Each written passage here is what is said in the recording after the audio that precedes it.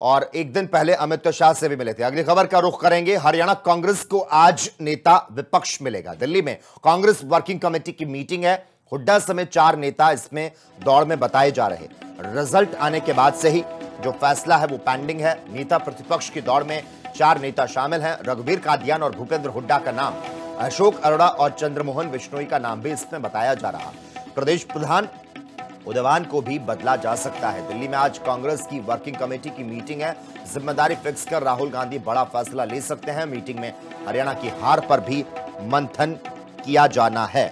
तो आपको बता दें, हरियाणा विधानसभा को आज नेता विपक्ष मिल सकता है।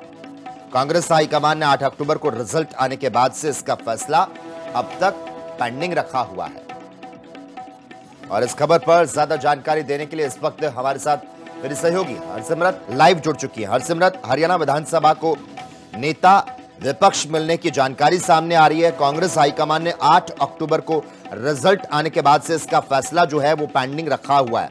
दिल्ली में जो आज कांग्रेस की वर्किंग कमेटी की मीटिंग है, इस खबर को लेकर क्या अपडेट?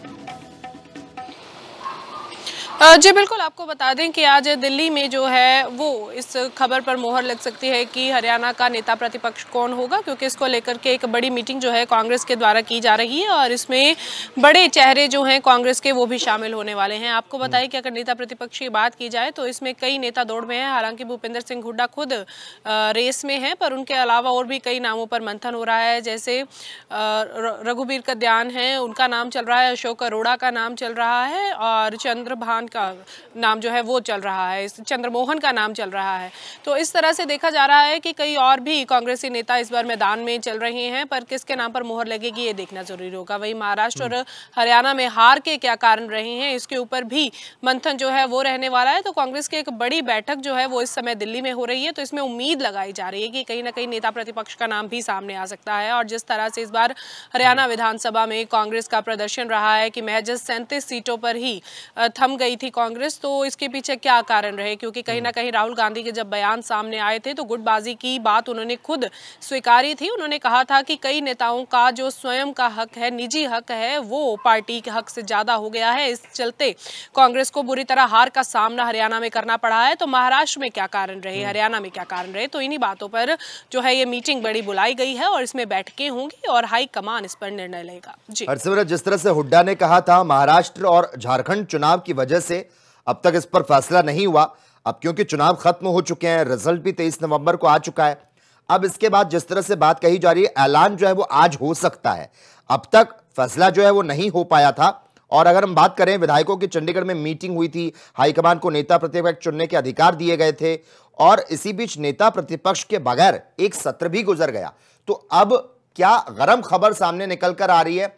किसका नाम जो है वो सबसे पहले लिया जा सकता है?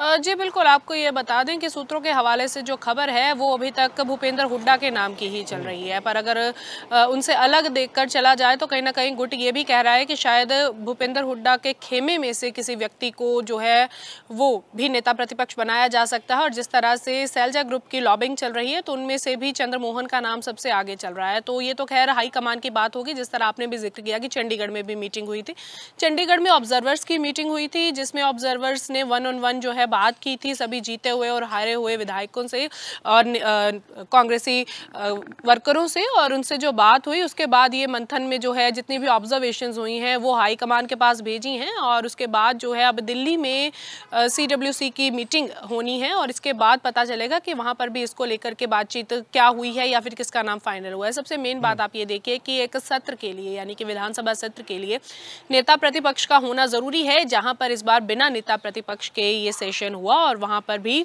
काफी निशाना जो है विपक्ष के ऊपर सरकार को करने का मौका मिला। जहां तक एक तरफ देखा जाता है कि हमेशा विधानसभा में सरकार को विपक्ष घेरता हुआ नजर आता है, पर नेता प्रतिपक्ष ना होने के चलते कहीं ना कहीं सरकार पक्ष जो है वो विपक्ष को घेरती हुई नजर आई।